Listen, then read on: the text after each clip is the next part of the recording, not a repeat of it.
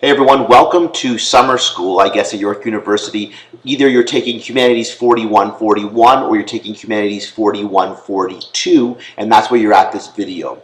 I'm going to use one video for both classes at the start because both courses have a lot of similarities before they branch off into sort of very different spaces. So each of you will watch two videos today. The first one will be this one, which is a little more generic and covers some of the big ideas or policies that will go across both courses. And then there'll be a second video which will be specific just to your individual course. So what I want to say then is just welcome. Again, this is Humanities 4141, which is Children, Youth, and Digital Culture, or it's Humanities 4142, which is Contemporary Children's Culture. And I'm Dr. Steve Gennaro. I'm the professor for both courses. I'm available by email, sgennaro@yorku.ca. There's also an email function within Moodle that you can use itself to message me.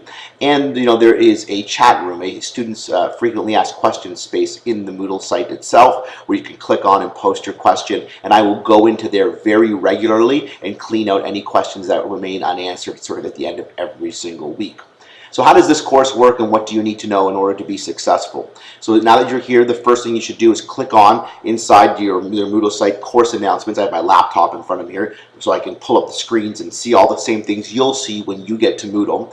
And if you open up Moodle and you log in, you'll see course announcements. And if you click on course announcements, the very first announcement in that list is HUMA 4141 Summer 2017, or HUMA 4141 Summer 4142, sorry, Summer 2017. And if you click on that, it'll tell you a little bit about where to go to start your first assignment. And many of you have already done this, so thank you. And what you'll do here is you'll go to the York University website on how to take an online course. And there's a video there for you to watch and a couple web pages I want you to read about, just so you're familiar with how an online course works and the type of things you need to do, how it's a little bit different maybe from like a regular course, and just get some experience with that. Once you're finished that, once you've seen all of those things, then what I want you to do is kind of like what I'm doing right now here. In this course, in both these courses, we will be writing, but we will also be using video as well, because it is an online course to communicate. And so what I would like each of you to do is to actually make a video just like this one here, and to send it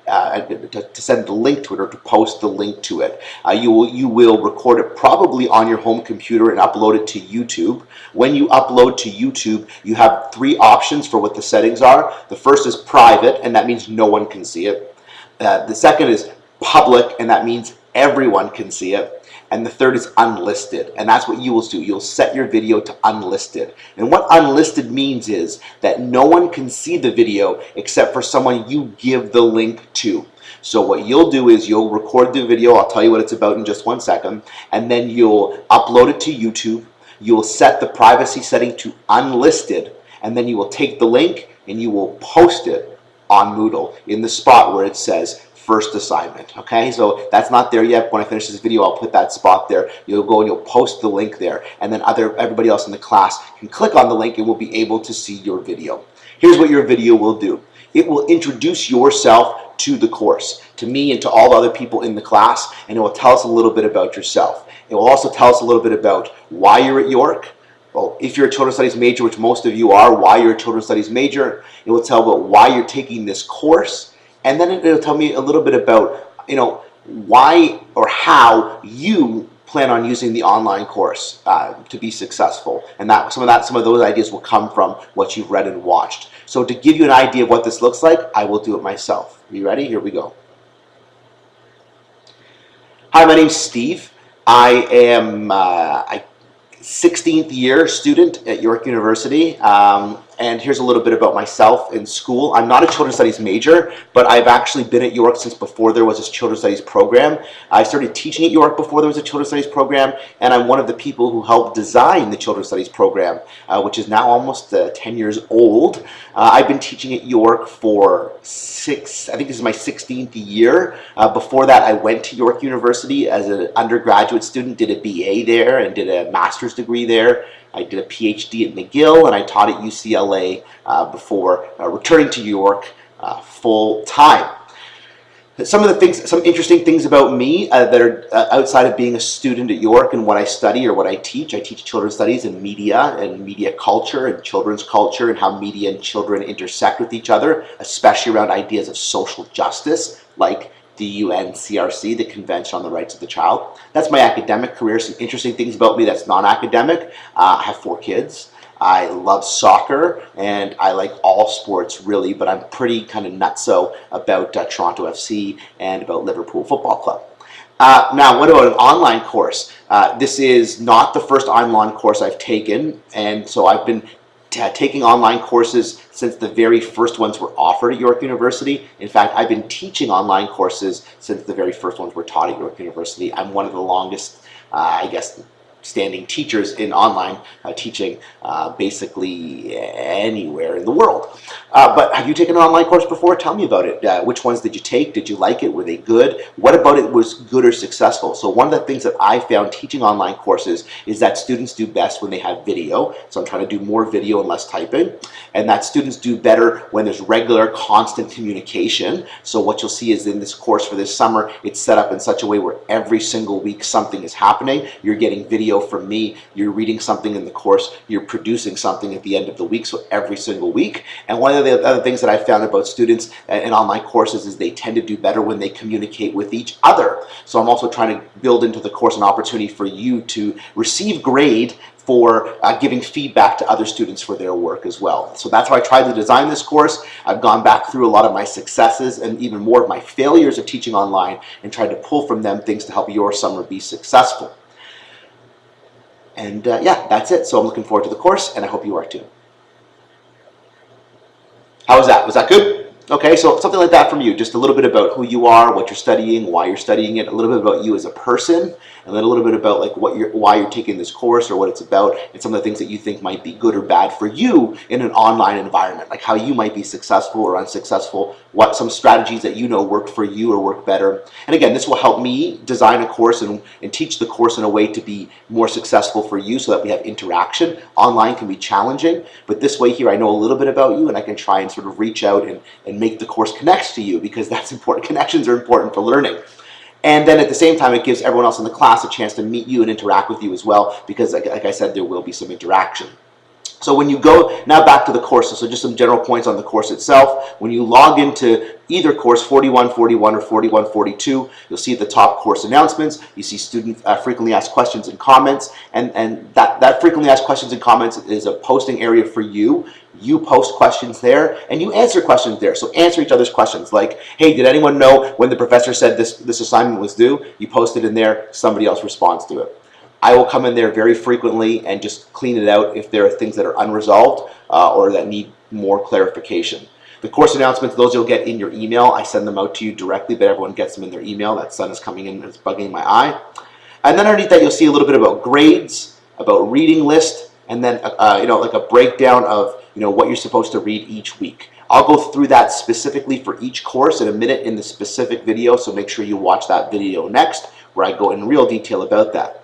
Then just a note on workload. This is an online course, so it's more difficult than a regular course. It's more difficult because you are responsible for your own learning. And what that means is you don't just show up every single week and then kind of like just get some stuff just from kind of being there.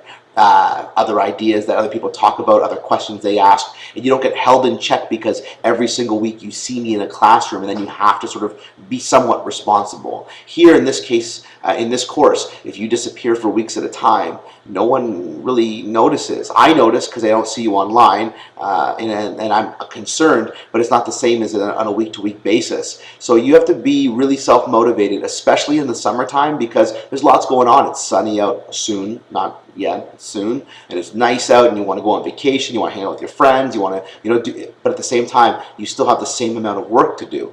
Over and above that, this is a condensed course because it's in the summer, which means we have to cover in 2 months, 2.5 months, the same amount of work that we would cover in 8 months during the regular school year. So we're talking now probably about 10 hours a week worth of work consistently for this particular course. If you're doing less than 10 hours a week of work, or 9 hours a week roughly of work, you're not doing enough. Just going to be honest, let you know. If you're doing less than 10 hours, you're not doing enough. So if your grade is below where you want it to be, start by asking yourself, am I putting in 10 hours a week? If you're not, that's probably the reason why. If you're putting in like 15 hours a week, you're probably putting too much, and then you're actually overworking, and that's not healthy either, right? So you need to find that balance, what's going to work for you. Again, some people work faster than others, work with different skill sets than others, but at the same time, 9 to 12 hours is really the bracket we want to be working in on a weekly basis. So keep that in mind. Also, what you'll see on here is a little bit about the course lateness policy, how lates are going to work. The way that it's going to happen is if you miss something and if it's late, it just gets marked as 0, as incomplete. Now you can turn it in late whenever you want after the due date, anytime up until the end of course, but it will only be marked as pass-fail. So 1 day late isn't 2% or 5% or 10%. 5 days late isn't 30% or half a grade or whatever. It's just late. Either you do it when it's due or you don't. And part of this is because everyone does better work with more time, but part of it is also because we're in a unique learning environment here where you have to be on top of stuff. So I can't come chasing you for work, and everything can't be a negotiation over when you're going to turn things in. The due date's the due date. Turn it in on the due date. We have no issues. If you turn it in late, regardless of whether it's 1 day or 15 days, the penalty's the same. It's just a straight pass-fail, and that means if you do it, you get 50%, and if you don't do it, you get 0. So don't be late. That's, I guess, the moral of the story here.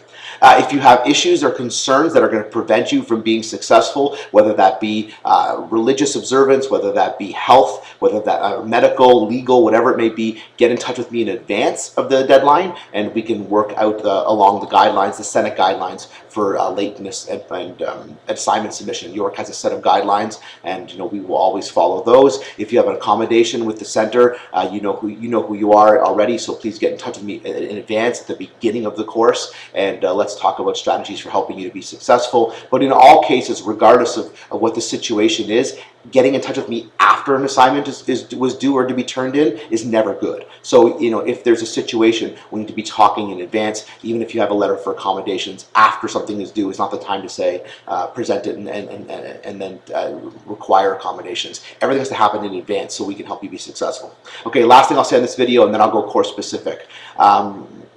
I like to teach, and I like to teach online, and I like to teach students, and I like to see students be successful. And online can be a very impersonal, informal space, and it can be very challenging and very difficult. But what I want you to know is that I actually do care about my students, and I want to see you succeed. So I'm not here to set you up to fail. I'm here to set you up to win. And what I need is you to work with me. Online is a little more challenging. We don't see each other all the time, but I need you to trust and believe in me that I have your best interest in mind, the same way that I trust and believe in you that you've come here to learn and to take something from this course. And as long as we have that mutual respect between the two of us, we can do some good things this particular summer. So I wish you all the best of luck. I want you to see you be successful. I want to see you do well. And welcome to the course. And next video.